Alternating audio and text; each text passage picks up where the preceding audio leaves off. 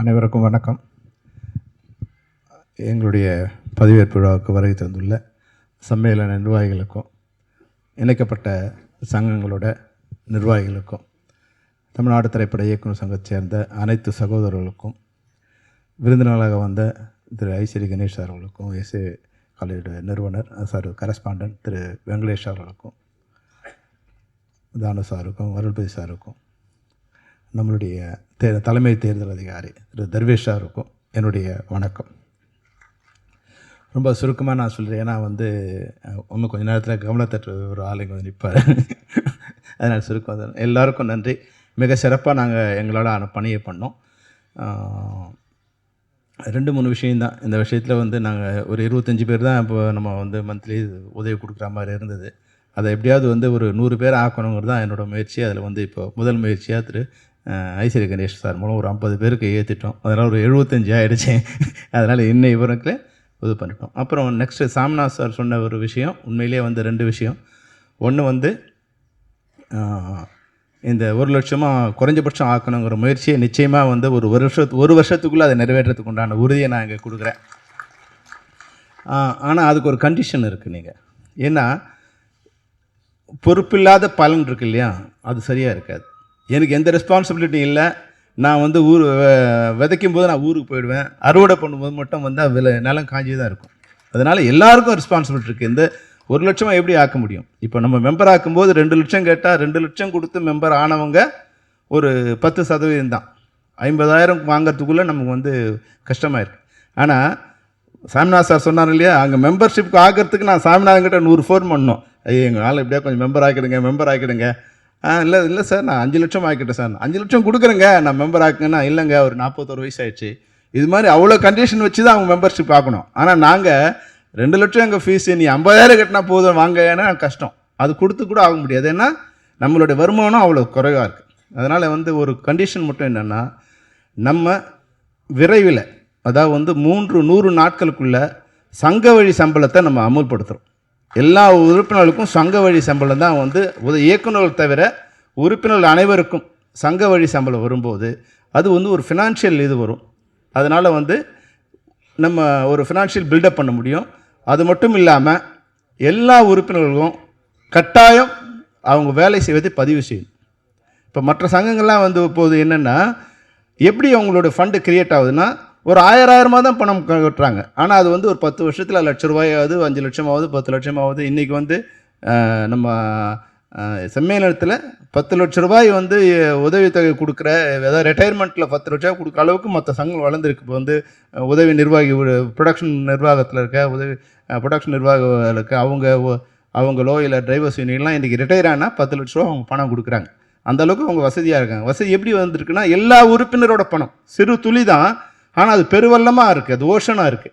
அப்போ நம்ம எல்லாருக்கும் ரெஸ்பான்சிபிலிட்டி இருக்குது. அப்போ நம்ம நிச்சயம் படம் நம்ம ஒர்க் பண்ண போகும்போது நம்ம அதை பதிவு பண்ணிட்டு தான் ஒர்க் பண்ண போகணும். அப்போ ஒரு உதவி இயக்குனருக்கு ₹2,000, ஒரு இயக்குனருக்கு ₹10,000 ஒரு படம் ஆரம்பிக்கும் போது நம்ம பதிவு பண்ணணுங்கிறத நம்ம கட்டமாக பொதுக்குழு தீர்மானமாக கொண்டு வரும். இது ஒரு பொதுக்குழு தீர்மானமாக கொண்டு வரும். இதை அமுல்படுத்தும் போது நிச்சயமாக நம்ம 26-27 ஜனவரி ஆரம்பிக்கும் போது இந்த ஃபண்டு கலெக்ட் ஆகிறது என்ன மாதிரி சர்க்குலேட் ஆகுது முடிவு பண்ணி, அது 50,000 75,000 பண்ணலாமா, 1 லட்சம் பண்ணலாமா, 2 லட்சம் பண்ணலாமா, ஒரு பொதுக்குழு தீர்மானம் நிறைவேற்றி நிச்சயமாக ஏதோ ஒரு வகையில் நிச்சயம் அவங்களுக்கு அந்த திட்டத்தை நாங்கள் கொண்டு வருவோம். இப்போது இது நல உதவி. இப்போ என்னென்னா, இதெல்லாம் இதுக்காக நம்ம சினிமாவுக்கு வந்தோமா? நம்ம சினிமாவுக்கு வந்தது மெடிக்கல் ஹெல்ப்புக்கும் இல்லை எஜுகேஷன் ஹெல்ப்புக்கும் இல்லை ரிட்டையர்மெண்ட் ஆனால் ₹1 லட்சம் கொடுங்க 50, அதுக்காக நம்ம சினிமாவுக்கு வந்தோம். நம்ம சினிமாவுக்கு வந்தது டைரக்ட் பண்ண வந்தோம், ஆமாவா இல்லையா? அப்போது டைரக்ட் பண்ண வரும்போது இன்றைக்கி இருக்கிற சூழ்நிலை நீங்கள் நல்லா புரிஞ்சுக்கணும். இன்றைக்கி சின்ன திரைப்படங்களுக்கு மிக பிரம்மாண்டமான எதிர்பார்ப்பு இருக்குது, வரவேற்பு இருக்குது, அதுக்கு நல்ல எதிர்காலம் இருக்குது. அதை பெரிய டைரக்டர் விட்டுருங்க, அவங்க யாராவது எப்படியாவது பண்ணிப்பாங்க. ஆனால் சின்ன திரைப்படங்களுக்கு இன்றைக்கி கண்டென்ட் கிரியேட் பண்ணுறவங்களுக்கு மிகப்பெரிய இது எதிர்காலம் இருக்குது. அப்போ ஆனால் நம்மக்கிட்ட என்னென்னா 50% மேலான நம்ம உறுப்பினர்கள் விரக்தியில் இருக்காங்க, இல்லை அப்டேட் பண்ணாமல் இருக்காங்க. அதனால் நம்ம அடுத்த 2 மாதம் 3 மாதத்துக்குள்ளே ஆரம்பித்து நம்ம எல்லாருக்கும் ஒரு அப்டேட் பண்ணணும். இப்போ சினிமாவில் என்ன இருக்குது, என்ன எக்யூப்மெண்ட் இருக்குது, அதை எப்படி கையாளுறது, அதனோட பேர் என்ன, அதனோட தன்மை என்ன, அதனோட பேட்டா என்ன, அதனோட வாடகை என்ன, இதை எவ்வளோ நாளில் யூஸ் பண்ணணும், இது எல்லாமே வந்து நம்ம உறுப்பினர்களுக்கு அதை பரிச்சயம் பண்ணுறதுக்கும். இன்றைக்கி வந்து நிறைய வார்த்தைகள் நமக்கு தெரியாது. பிச் டெக் என்ன பண்ணுறது, நம்ம போய் கதை சொல்கிறது முன்னாடி நம்ம வந்து சௌத்ரி சார் கதை சொன்னோம், ராஜகனுக்கு கதை சொன்னோம், இல்லை இப்ராஹிம் ராவத்தர் கதை சொன்னோம், யாருக்கோ வந்து ஐஸ்வரி சார் கதை சொன்னோம், தானு சார் கதை சொன்னோம். இன்றைக்கி நம்ம யாருக்கு கதை சொல்ல வேண்டியிருக்குன்னா, எங்கேயோ மும்பையில் இருக்கிற ஒருத்தருக்கு போய் கதை சொல்ல வேண்டிய, அவங்க யாருன்னே நமக்கு தெரியாது, அவன் வரும்போது நம்ம முகம் அவனுக்கு தெரியாது. அப்போ பிச் டெக் அனுப்புங்கிறான். பிச் டெக்னால் யாருக்கு தெரியுமா, நமக்கு 50% தெரியவே தெரியாது. அப்போ இதையெல்லாம் சரி பண்ணி அவங்கள ரெடி பண்ண வேண்டிய ஒரு கட்டாயத்தில் இயக்குனர் சங்கம் இருக்குங்கிறத நம்ம நிர்வாகிகள் கூட இன்றைக்கி புரிஞ்சுக்கணும். அதனால் அனைத்து உறுப்பினர்களுக்கும் இது ஒரு கம்பல்சரி, இது வந்து ஒரு ஸ்கூல் மாதிரி, இது ஒரு எஜுகேஷன் மாதிரி. இதை வந்து நம்ம சும்மா வந்து ஒரு தர்மசாபனம் மாதிரி வந்தால் சோறு போட்டோம் அமிச்சு அன்னசத்திரம் மாதிரி இது கிடையாது. அன்னசத்திரமாக இருக்கிறது அது இருக்கலாம், ஆனால் இது ஒரு கல்வி நிலையமாக இருக்கணும்னு நான் நினைக்கிறேன். இயக்குனர் சங்கங்கிறது ஒரு கல்வி நிலையமாக இருக்கணும், அது ஒரு ஒழுக்கமான நிலையமாக இருக்கணும். அது அப்படி மாறிடுச்சுன்னா நிச்சயமாக நம்ம எல்லாரையும் வந்து பீட் பண்ண முடியும். பாஸ் சார் சொன்ன மாதிரி இன்றைக்கி தெலுங்கில் போக முடியும், கன்னடத்தில் போக முடியும், ஹிந்தியில் போக முடியும், ஏன் இங்கிலீஷ் படங்களும் இன்றைக்கி இருக்க முடியும். நம்மளை விட சென்னையை விட சின்ன குட்டியோண்டு தீவு தான் ஹாங்காங். ஆனால் உலகத்தில் 3வது இடத்துல இருக்குது திரைப்படங்கள் உருவாக்குவதில். அது சைஸ் முக்கியம் இல்லை, அறிவு தான் முக்கியம், அது விஷன் தான் முக்கியம். அந்த விஷன் நமக்கு இல்லாமல் இருக்கிறது தான் கஷ்டம். இப்போ நம்ம வந்து டைரக்டர்ஸ் யூனியனாக இன்றைக்கி ஹெல்ப் பண்ணுறதுக்கு நிறைய காலேஜ் போய் பார்த்தோம். இனி அடுத்து நம்ம என்ன பண்ணணும்னு நினைக்கிறேன்னா, நிறைய ஓடிடி சேனல்ஸ் இருக்குது, இருக்கலாம், ஜியோ ஸ்டார் இருக்கலாம். இவங்க எல்லாம் கான்டாக்ட் பண்ணி எங்ககிட்ட வந்து ஒரு 200 டைரக்டர்ஸ் இருக்காங்க, இல்லை 500 கண்டென்ட்ஸ் இருக்குது, இதை வந்து நாங்கள் ரெடி பண்ணி தரோம், உங்களோட என்ன பட்ஜெட்டில் பண்ணி தரோம், இல்லை எக்ஸிபிட்டாஸை இதையெல்லாம் கரெக்ட் பண்ண எங்களால் முடியும். ஆனால் அதுக்கு தோல் கொடுக்க உங்களால் முடியுமா நான் கேட்குறேன். முடியாது அப்படிங்கிறது உண்மையை நீங்கள் புரிஞ்சுக்கணும். எவ்வளோ பேர், 10 பேர் தான் கை தண்ணீங்க பார்த்தீங்களா? உங்களுக்கு இப்போ நம்பிக்கை கம்மியாக இருக்குது, நம்பிக்கை கம்மியாக இருக்குது உங்களுக்கு. நான் வந்து ஒரு ஷார்ட் ஃபிலிம் பண்ணுறதுக்கு ஒரு ஆளுக்கு ரெடி பண்ணி கூப்பிட்டு வந்தோம். முதல்ல 25 படம் பண்ணோம், அப்புறம் 15 படம் பண்ணோம், அப்புறம் 10 படம் பண்ணோம், இப்போ 5 படம் பண்ணோம், அப்புறம் 0 ஆயிடுச்சு. உண்மையை சொல்கிறதுனால நீங்கள் வருத்தப்படக்கூடாது. 25 50 ஆயிருக்கணும், 50 100 ஆயிருக்கணும். இதே மேடையில் ஐஸ்வரி சாரும் தானு சாரும் என்ன சொன்னாங்க, நீங்கள் 10 படம் பண்ணிங்கன்னா எல்லா படத்தையும் நாங்கள் தயாரிக்க ரெடியாக இருக்கிறோன்னு சொன்னாங்க. ஆனால் நம்ம சரி பண்ணலை, அதுக்குண்டான முயற்சி நம்ம எடுக்கலை. அந்த 25 படங்களை பார்த்து 10 படங்கள் நாங்கள் தயாரிக்க நாங்கள் வரோங்கிற ஆளை கான்ஃபிடென்ஸ் நம்மளால் கொடுக்க முடியல. ஏன்னா நம்மளுடைய கனவுலாம் வந்து ஷோலே பண்ணணும், இல்லை கேப்டன் புரோகிராம் பண்ணணும், அது மாதிரியான இப்போ முதல்வன் பண்ணணும், இல்லை இந்தியன் பண்ணணும், அப்படி கனவு இருக்குது. அந்த கனவு வேறு விஷயம். நம்மால் வந்து ஒரு ரப்பர் பந்து பண்ண முடியும், நம்மால் வந்து ஒரு டூரிஸ்ட் ஃபேமிலி பண்ண முடியும் நீங்கள் நினச்சிங்கன்னா 100 பேர் வந்து அடுத்த வருஷத்துக்குள்ளே டைரக்டர் ஆகலாம். இதுக்கான சாத்தியக்கூறு இன்றைக்கி சினிமாவில் இருக்குது. ஏன்னா எல்லாராலையும் இப்போ வந்து 100 கோடி இன்வெஸ்ட் பண்ண முடியாது. ஆனால் 5 கோடி இன்வெஸ்ட் பண்ணக்கூடிய தயாரிப்பாளர்கள் இன்றைக்கி வந்து ஏறக்குறைய 200-300 பேர் ரெடியாக இருக்காங்க. நம்ம வந்து அந்த ஐடியாவில் இல்லாமல் இருக்கும். நம்ம எல்லாரோட கனவு வந்து வேறு மாதிரி இருக்குது. அது மட்டும் இல்லாமல் நான் படம் பண்ணி 25-30 வருஷம் ஆயிடுச்சு, ஆனால் என் பேர் எல்லாருக்கும் தெரியும். அமரன் பெரிய ஹைட்டு, அமரன் டைரக்டர் பேர் நம்ம மெம்பருக்கு எவ்வளோ பேர் தெரியும் சொல்லுங்கள்? அப்போ ஏன் டைரக்டர் பேர் தெரியாமல் போயிடு சொல்லுங்கள்? நம்மளை நம்ம முன்னிறுத்திக்கிறது இல்லை, நம்ம வேற மாதிரி ஆயிடும். நம்ம பணம் கம்மியாக இருக்கலாம், ஆனால் நம்மளோட பேரை இழக்கிறதுக்கு எந்த காலத்திலும் நம்ம ஒத்துக்கூடாது. என்னோட பேர் இது, நான் டைரக்டர் அப்படிங்கிற உரிமையை சுயமரியாதையை நம்ம எந்த காலத்திலும் விட்டு கொடுக்கக்கூடாது. நான் பல செட்டுக்கு போகும்போது டைரக்டர் நட்பாக இருக்கலாம், ஆனால் அடிமையாக இருக்கக்கூடாது. அதுதான் இன்றைக்கி சினிமாவில் வந்து விஷயம். என்னென்னா நான் பல செட்டுக்கு போகும்போது நிறைய அடிமையாக இருக்கிறாங்க. அப்போது டைரக்டரே அடிமையாக இருக்காங்கன்னா மற்ற டெக்னீஷியன் என்ன ஆகுது பாருங்கள். அப்போ படம் எப்படி வரும் சொல்லுங்கள்? ஒரு படத்தில் போகும்போது 32 மானிட்டர் இருக்குது. ஹீரோயினுக்கு ஒரு மானிட்டர், ஹீரோயின் அசிஸ்டண்ட்டுக்கு ஒரு மானிட்டர். இது யார் இதெல்லாம் எப்படி டைரக்ட் பண்ணுறது? நான் சொன்னேன், இது என்ன, இது எப்படி டைரக்ட் பண்ணுறது? ஆளாளுக்கு வந்து பார்த்துக்கிட்டு ஆளாள் கரெக்ஷன் சொன்னாங்கன்னா எதுக்கு டைரக்டரு? இந்த கருமத்தெல்லாம் முதல்ல ஒழிக்கணும்னு சொன்னேன். இது டைரக்டராக என்னால் அனுமதிக்கவே முடியாது, இது மாதிரி கட்டுறது என்னால் படமே பண்ண முடியாது. அப்போ இது சம்பந்தமான யூனியன்ஸை முதல்ல வர வச்சோம். சார் என்ன சார் இது, கேமராமேன் எனக்கு கூப்பிட்டோம், கார்த்திக் ராஜா வந்திருக்காரு, அவங்க யூனியன் கூப்பிட்டோம். என்ன சார்? அவங்களும் சொன்னாங்க, சார் எங்களுக்கும் தொந்தரவாக இருக்குது சார். அப்போ யார் தான் இதெல்லாம் விரும்புறது? அப்போ ஒரு கேமரா வரும்போது ஒரு மானிட்டர் தான் இருக்கணும். இப்படி இருந்தால் தான் எங்களால் டைரக்ட் பண்ண முடியும். நான் பார்த்துப்பேன் இல்லையா? என் மேல் நம்பிக்கை வச்சு தானே நீங்கள் வரீங்க. ஹீரோயினோட அசிஸ்டன்ட் காஸ்டியூமருக்கு ஒருத்தர், மேக்கப் மேனுக்கு ஒருத்தர், அவன் பார்த்து கரெக்ஷன் சொல்றதுக்கு நான் எதுக்கு இங்கே நிற்கணும் கேமரா டைரக்டரா இல்லையா? இதெல்லாம் நம்மளோட சுயமரியாதை. இந்த சுயமரியாதை நீங்கள் இழக்கும் போது ஆட்டோமேட்டிக்காக மற்றவங்களும் அந்த அந்த இனத்துக்கு உண்டான மரியாதையே போயிடுது. பி.வா. சார் 50 வருஷம் 40 வருஷம் ஆயிடுச்சு, பாரதி ராஜா 50 வருஷம் ஆயிடுச்சு, ஆர்.கே. செல்வமணி 30 வருஷம் ஆயிடுச்சு, உதயகுமார் 35 வருஷம் ஆயிடுச்சு, ஆபவன 40 வருஷம் ஆயிடுச்சு. ஆனால் இன்னும் பேர் வந்துட்டே இருக்கு. இன்னைக்கு மிகப்பெரிய ஹிட்டை கொடுத்த இயக்குனரோட பேரை உங்க எவ்வளவு பேருக்கு தெரியும் சொல்லுங்க. அப்ப ஏன் அந்த ஹிட்டில் அந்த வெற்றியில் நம்மளுடைய பங்கு மறைஞ்சு போயிடும்? யாரோ பேர் இருக்கு. இதை நம்ம ஒரு காலத்திலும் அனுமதிக்க முடியாது. இதுதான் நான் எனக்கு தோணுன விஷயம். இப்போ நான் படம் பண்ணணும்னு போகும்போது நிறைய விஷயங்கள் நான் கற்றுக்கிறேன், நானே கற்றுக்கிறேன். இப்போ நான் சிவா சார் சொன்னார் இல்லையா, படம் பண்ண சொல்லி எனக்கு சொன்னார். அவர் எல்லாம் ரெடி ஆகிடுச்சு. ஒரு கதையை அடுத்த போகும்போது எவ்வளோ விஷயங்கள் இருக்குன்னா எனக்கே அவமானமாக இருக்குது. எனக்கு தெரியாத விஷயங்களே இன்னும் 50% இருக்கு. நான் எனக்கு தெரியலங்கிறதுக்கு நான் வருத்தப்பட மாட்டேன், வெக்கப்பட மாட்டேன். ஆனால் தெரிஞ்சிக்காமலே இருக்கிறது தான் முட்டாள்தனம். தெரிஞ்சுக்கணும், தெரிஞ்சிக்காமல் இருக்கக்கூடாது. தெரியல, எனக்கு தெரியலங்கிறத தெரியலன்னு சொல்லுவோம். ஆமாம் சார், என் மைனஸாக இருக்குது. அப்போது நான் என் கேமராமேனை கூப்பிட்றேன், இதெல்லாம் என்ன விஷயம், இது எப்படி பண்ணுறது, இப்படி பண்ணுறது. ஆர்ட் டைரக்டர் கூப்பிட்றேன்.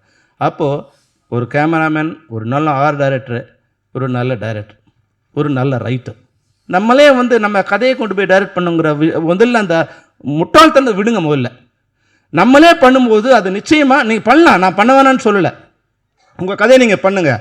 ஆனால் இன்னொருத்தர் கதாசிரியர் இருக்கும்போது அதில் நல்ல விஷயங்களை நம்மளால் போராடி வாங்க முடியுது. குறைஞ்சபட்சம் வசனம் எழுதுறதுக்கோ திரைக்கதை எழுதுறதுக்கோ ஒருத்தர் நமக்கு ஒரு ஐடியா வச்சுருக்கோம். அந்த ஐடியாவை நானே பண்ணும்போது நிச்சயமாக அது இதுவாக இல்லை. ஆனால் இங்கே என்ன ஆயிடுச்சுன்னா, கதை, திரைக்கதை, வசனம், டைரக்ஷன் பண்ணால் தான் டைரக்டர் ஆகிடும். ஒருத்தர்கிட்ட இப்போ கதை சொன்ன உடனே இப்போ வர பிரச்சனைலாம் ஒருத்தர் டைரக்ட் பண்ண விட்டாங்க. என்ன சரியா, இவர் என்ன சார் பண்ணணும், என்ன தெரியும் இவருக்கு. அப்புறம் 10 நாள் ஆன பிறகு ஒரு சார் டைரக்டரை மாற்றணும். ஏன்னா அவர் ஒன்றும் தெரியல. ஏன் கொடுத்த சான்ஸை ஏன் கொடுத்த சார், கதை நல்லா இருந்திருக்கு. இந்த சினிமாவில் எவ்வளோ முட்டாள்தனம் பாருங்கள். கதை நல்லா இருக்குங்கிறதுக்காக ஒருத்தருக்கு டைரக்ஷன் சான்ஸ் கொடுக்கறது சரியான விஷயமா? கதை நல்லா இருக்குன்னா கதையை வாங்க, அவன் டைரக்ஷன் பண்ண தெரியுமான்னு சொல்லி, இல்லை அவங்க ஒர்க் பண்ணான்னு கேள்வி. என்ன தெரியும்? எதுவுமே தெரியாமல் வராங்க. இதுதான் இன்னைக்கு தமிழ் சினிமா விழுந்துட்டே வர்றது காரணம். வண்டி ஓட்ட தெரியாதவங்ககிட்ட நம்ம வண்டி கொடுப்போமா?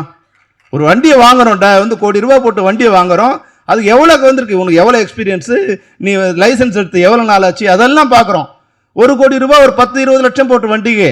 ஆனால் பல கோடி போட்டு படம் எடுக்கிற ஒரு தயாரிப்பாளர் ஒரு கதை சொன்ன உடனே அவங்கள டைரக்டர் ஆக்கிறது இருக்கு இல்லையா, இது சரியான விஷயமா இருக்காது. நான் கதை சொன்னவங்கள டைரக்ட் பண்ணுங்க, உங்கள் கதையை நீங்களே டைரக்ட் பண்ணீங்க, நான் வேணான்னு சொல்லலை. ஆனால் கதை சொல்வதே டைரக்ஷன் பண்ணுவதற்கு ஒரு பேசிக்கான குவாலிஃபிகேஷன் நினச்சிங்கன்னா அது அறிவற்ற தனம், அது சரியான விஷயம் கிடையாது. இதுதான் நான் இந்த நேரத்தில் ஏன் தமிழ் சினிமா, நான் மற்ற சினிமாவெலாம் பார்க்கும்போது அங்கே நிறைய ரைட்டர்ஸ் இருக்காங்க, நிறைய மூளைகள் வேலை செய்யுது. இங்கே வரும்போது நம்ம ஒரு கதை சொல்லி டைரக்ட் பண்ணிடணும். நிறைய பேர்கிட்ட கதை வச்சுருக்காங்க, நிறைய பேர் கதை போகுது. இவங்களாம் யார்? நான் அப்படி செக் பண்ணும்போது அதெல்லாம் சரியாக இல்லாமல் இருக்குது. அப்போது நம்ம இயக்குநர்கள், நீங்கள் உங்கள் 2 விஷயத்தில் அப்டேட் பண்ணீங்க. அதுக்குண்டான எல்லா விஷயத்தையும் இயக்குனர் சங்கம் தயார் செய்து தரும். இந்த உறுதிமொழியை நாங்கள் உங்களை டைரக்டர் ஆகிறதுக்கு உண்டான அனைத்து விவரங்களும் நாங்கள் என்னென்னலாம் வேணுமோ அதையெல்லாம் நாங்கள் ஒரு 10 லேப்டாப் வேணுமா நம்ம ரெடி பண்ணி கொடுக்குறோம், கம்ப்யூட்டர்ஸ் வேணுமா ரெடி பண்ணி கொடுக்குறோம். அதுக்கு உண்டான என்ன விஷயம், எடிட்டிங் வேணுமா இல்லை என்ன வேணும், அது எல்லாத்தையும் ரெடி பண்ணி தரோம். ஆனால் இதெல்லாம் வேணுன்ற அளவுக்கு நீங்கள் சொல்லணும். அது மட்டும் இல்லாமல் மாதத்தில் ஒரு நாள் ஒரு கிளாஸ், அதாவது முழு நேரம் காலையில் 10 மணி ஆரம்பித்து 6 மணி வரைக்கும் கிளாஸ் எடுப்போம். அந்த கிளாஸில் இஷ்டத்துக்கு நீ வர முடியாது. முதல்ல ரெஜிஸ்டர் பண்ணிவிட்டு எவ்வளோ பேர் இருக்காங்க, அவங்களுக்கு உணவுலேருந்து எல்லாத்தையும் நம்ம சரி பண்ணி இயக்குனர் சங்கமே ரெடி பண்ணி தரும். ஒரு நாள் அவங்களுக்கு கிளாஸ் எடுத்து அவன் ஏதோ 10 மணிக்கு வரோம், 11 மணிக்கு போகிறோம், நினச்சா வரோம் அப்படிலாம் இல்லை. அடுத்த மாதம் கிளாஸுக்கு இப்போலாம் யாரெல்லாம் ரெஜிஸ்டர் பண்ணிக்க, நீங்கள் ரெஜிஸ்டர் பண்ணிங்க, ரெஜிஸ்டர் பண்ணிக்கிட்டு அதுக்கு உண்டான வேலையை பண்ணு. அப்புறம் சாமிநாத் சொன்னார், சார் 6:30 மணிக்கு முடிச்சிருங்க. நிச்சயமாக 6 மணிக்கு முடிக்க ட்ரை பண்ணுறோம். ஆனால் 9 மணிக்கு ஆரம்பிக்கிறது எங்களால் முடியலையே. 9 மணிக்கு ஆரம்பிக்க எங்களால் முடியல. தயவுசெய்து ராம்நாத் சார் அவங்க மேனேஜர்களுக்கு சொல்லி, அவங்க தயாரிப்பாளர் சொல்லி, எப்படியாவது நீங்கள் 9 மணிக்கு எங்களை படத்து ஒரு ஷார்ட் எடுக்கிறதுக்கு ஆரம்பித்து கொடுத்துட்டிங்கன்னா நாங்கள் 6 மணிக்கு முடிச்சிடுறோம். அதனால் ஆனாலும் நீங்கள் அதுக்காக இழுத்துட்டே இருக்காதுங்க. டெய்லி இதே இதுவாக இருக்குது. 6:25 6:40 ஆனவுடனே double call sheet, 1.5 call sheet ஆகிடுது. அப்போ மேனேஜருக்கும் அவங்களுக்கும் சண்டை. அதனால் நாங்கள் முடிச்சிடும். சாமிநாத் சார் சொன்னதை நாங்கள் நிச்சயமாக கணக்கில் வச்சுக்கிறோம். சாமிநாத் நீங்கள் கவலைப்படாதீங்க, இதெல்லாம் வேண்டாம், அதே வேண்டாம் சார். அதனால் எல்லோரும் நண்பர்களாக இருப்போம். நாங்கள் எல்லாருக்கும் நண்பர்கள். நாங்கள் நிர்வாகம் வந்திருக்கோம். நாங்கள் ஆள்வதற்காக வரல, நிர்வாகம் பண்ண வந்திருக்கோம். இதில் வந்து எல்லோரும் ஒன்றா இருக்கும். இன்றைக்கி வந்து இந்த மேடையில் வந்து விக்ரம் சார், இப்போது வந்து உதயகுமார், பேரரசு, விஆர் முருகதாஸ், ஸ்டாரன், ஏ வெங்கடேஷ், மனோஜ்குமார், பிஓ சார், கேஎஸ் ரவிக்குமார், இவங்களாம் எவ்வளோ பேர் இருக்காங்க. இவங்களாம் கொண்டு வந்து சேர்க்க உட்கார வைக்க முடியுமா? ஒரு ஆளை ஒரு ஃபங்க்ஷனுக்கு கூப்பிட்டு போகிறதுக்கு ஒரு பிஆர்ஓ எவ்வளோ கஷ்டப்படுறாங்க உங்களுக்கு தெரியாது. இப்போ சாதாரணமாக ஏஆர் முருகதாஸை ஒரு ஃபங்க்ஷன் கூப்பிட்டு போனால் எவ்வளோ அலையணும் உங்களுக்கு தெரியாது. அப்போ அவங்க நம்ம மேடையில் வந்து உட்காந்துட்டு இருக்காங்கிறதுக்காக நம்ம ஈஸியாக எடுத்துக்கூடாது. அவங்களுக்கு உண்டான மரியாதையை நம்ம கொடுத்துடணும். அவங்க அந்த மரியாதையில் தான் இந்த லெட்டர் பேடை காமிக்கும்போது இந்த சங்கத்துக்கு ஒரு மரியாதை இருக்குது. இந்த சாதனைக்கு தான் மரியாதை தவிர ஆர்கே செல்வமணிக்கு மரியாதை கிடையாது. ஆர்கே செல்வமணி கேப்டன் புரவரன் பண்ணாதான் மரியாதை. இல்லைன்னா ஆர்கே செல்வமணிக்கு என்ன மரியாதை இருக்குது? ஏஆர் முருகதாஸுக்கு என்ன மரியாதை இருக்குது? அவரோட படங்கள் தான் மரியாதை. அப்போது இது மாதிரி கஷ்டப்பட்டு வரும்போது அவங்கள சாதாரணமாக இங்கே வந்து நமக்கு உதவி பண்ண வந்ததுக்காக அவங்கள அவதூறு பண்ணுறதை நம்ம இனிமேல் ஏற்றுக்கொள்ள முடியாதுங்கிறது தான் இந்த நேரத்தில் நான் உங்களுக்கு சொல்லக்கூடிய ஒரு வேண்டுகோள் அவங்க எடுத்துக்கணும். மற்றபடி இணைக்கப்பட்ட சங்க நிர்வாகிகள் நீங்கள் பொறுத்து கொள்ள வேண்டும். இவ்வளோ நேரம் நீங்கள் அமைதியாக இருந்து உட்காந்துருக்கீங்க. அதே போல் இன்னும் ஒரு 10-15 நிமிஷம் இருந்துருங்க. தேர்தல் அதிகாரி பேசி முடித்த உடனே பேசலையா? தேர்தல் அதிகாரிக்கு மரியாதை செலுத்திய பிறகு இவர் நீங்கள் வாழ்த்து சொன்ன பிறகு நம்ம நன்றி, பேரரசு நன்றி சொல்வார். பேரரசு ஏன்னா நிறைய மேடைகள் அவர் நிறைய காராசாரமாக பேசுனதால் இந்த மேடையில் அவர் பேசுறதுக்கு வாய்ப்பை நாங்கள் கொடுக்கல. நன்றி, வணக்கம்.